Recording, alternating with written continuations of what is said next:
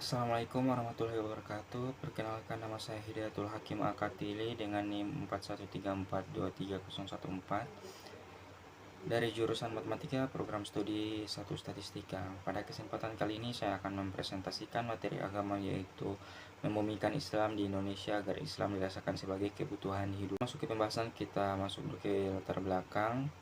Islam adalah agama Allah yang diwahyukan kepada Rasul-Rasulnya untuk diajarkan kepada manusia, dibawa secara berantai atau estafet dari satu generasi ke generasi selanjutnya, dari satu angkatan ke angkatan berikutnya. Islam adalah rahmat, hidayah, dan petunjuk bagi manusia dan merupakan manifestasi dari Islam, dari sifat Rahman dan Rahim Allah Subhanahu wa taala. Mayoritas manusia di bumi ini memeluk agama Islam. Banyak juga yang memilih menjadi mu'alaf setelah mengetahui semua kebenaran ajaran Nabi Muhammad SAW. Ini yang tercantum dalam Al-Quran. Namun di masa kejayaan Islam pada masa sekarang, semakin banyak pula orang-orang yang beragama Islam tapi tidak mengerti arti Islam itu sendiri. Mereka hanya menjalankan syariat atau ajaran-ajaran Islam tanpa mengerti makna Islam. Ada juga orang yang Islam KTP atau Islam hanya sebagai menyempurnakan KTP daripada tak tercantum agamanya. Pada pembahasan kali ini kita akan membahas 3 poin penting, yaitu pengertian Islam, yang kedua kewajiban setiap umat Islam untuk berdakwah, yang ketiga bagaimana membumikan Islam di Indonesia. Yang pertama yaitu pengertian Islam. Islam pada suatu sisi dapat disebut sebagai high tradition dan pada sisi lain disebut sebagai low tradition.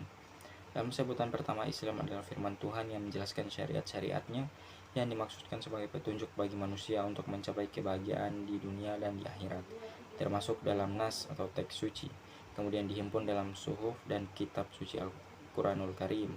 Secara tegas dapat dikatakan hanya Tuhanlah yang paling mengetahui seluruh maksud, arti, dan makna setiap firman-Nya. Oleh karena itu, kebenaran Islam dalam tataran high tradition ini adalah mutlak. Yang kedua yaitu kewajiban setiap umat Islam untuk berdakwah atau membumikan Islam. Pada dasarnya setiap muslim dan muslimah diwajibkan untuk mendakwahkan Islam kepada orang lain, baik muslim maupun non-muslim. Ketentuan semacam ini didasarkan pada firman Allah Subhanahu wa taala, dan hendaklah ada di antara kamu segolongan umat yang menyuruh kepada kebajikan, menyuruh kepada yang ma'ruf, dan mencegah dari yang mungkar. Merekalah orang-orang yang beruntung. Quran Surah Al-Imran ayat 104. Allah Subhanahu wa taala mengancam siapa saja meninggalkan dakwah Islam atau berdiam diri terhadap kemaksiatan dengan tidak terkabulnya doa. Bahkan jika di dalam suatu masyarakat tidak lagi ada orang yang mencegah kemungkaran, niscaya Allah akan mengazab semua orang yang ada di masyarakat tersebut, baik ia ikut berbuat maksiat maupun tidak. Kenyataan ini menunjukkan dengan sangat jelas bahwa hukum dakwah adalah wajib, bukan sunnah. Yang ketiga yaitu bagaimana membumikan Islam di Indonesia. Yang pertama, menelusuri transformasi wahyu dan implikasinya terhadap corak keberagaman. Wahyu Allah yang terbentang dari alam geografis dan sosial budaya Arab akan ditangkap oleh Nabi kebangsaan Arab dan dibesarkan dalam tradisi intelektual Arab. Otomatis akan menjadi wahyu yang berbahasa Arab, lengkap dengan kultur Arab pada masa wahyu difirmankan. Contohnya Al-Quran sangat dipengaruhi oleh kultur Arab Nabi Muhammad karena ia diturunkan kepada Nabi Muhammad yang berkebangsaan Arab. Namun seiring berjalannya waktu dan ruang, wahyu akan menyesuaikan dengan keadaan budaya pada suatu tempat dan waktu tertentu, sehingga munculnya keberagaman corak pemahaman agama. Yang kedua, menanyakan alasan perbedaan ekspresi dan praktik keberagaman. Terdapat dua hal yang secara dominan mempengaruhi dinamika dan struktur sosial masyarakat, yaitu agama dan budaya lokal. Dalam masyarakat Indonesia, dua hal tersebut memiliki peranan penting dalam membentuk karakter dan perilaku yang kemudian seiring disebut sebagai jati diri orang Indonesia. Karakter tersebut mewarnai hampir semua aspek sosial masyarakat Indonesia, baik secara politik, ekonomi, maupun sosial budaya.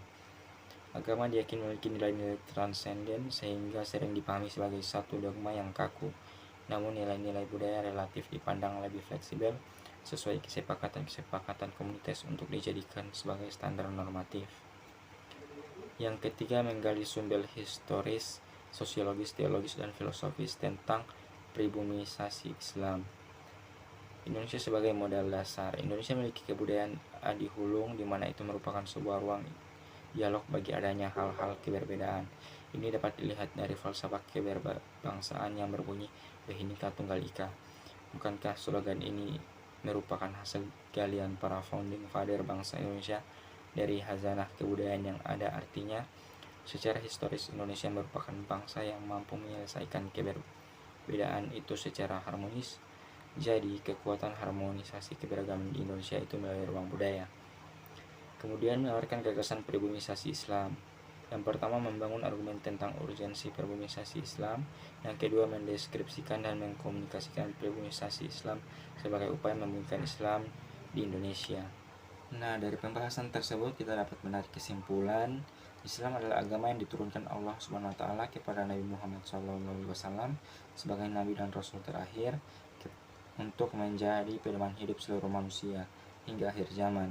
Kewajiban sebagai umat Islam untuk membumikan Islam sudah tertera dalam berbagai hadis dan surat di Al-Quran. Banyak cara yang dapat ditempuh dalam membumikan Islam di Indonesia.